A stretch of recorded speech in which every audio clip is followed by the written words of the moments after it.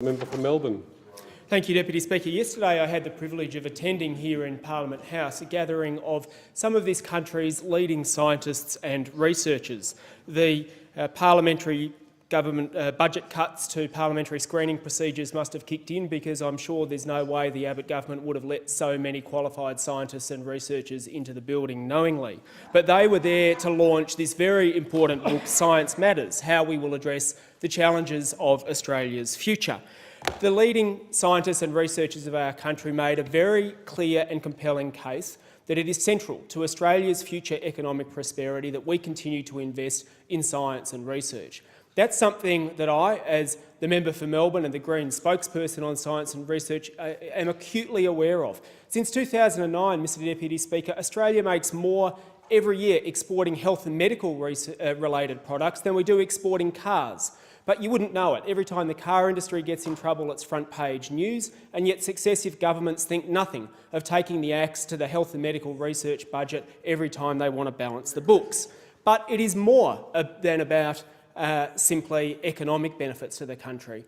We cannot only fund that research that seems to be economically applied. We need to defend what one scientist yesterday called curiosity-driven research, because unless we back things that on the face of it may seem to have no application or no direct economic benefit, we will not get those kind of breakthroughs that have led to technology and science that we now apply in everyday life. So we need a plan.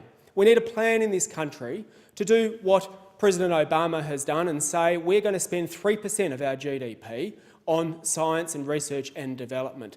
Other countries, including our trading partners, are already exceeding that, yet here in Australia we're at 2.2%, and thanks to this government we're going backwards. The last government, as I said, threatened $300 million in cuts to the Health and Medical Research Council budget, and researchers and scientists in their thousands, in their lab coats, took to the streets around the country and defeated those cuts. Here, this government has got rid of the Science Minister, and we are now one of the only 2 or 3 countries in the OECD without a science and research plan. And it is for that reason that I've been proud this year to launch the Respect Research campaign.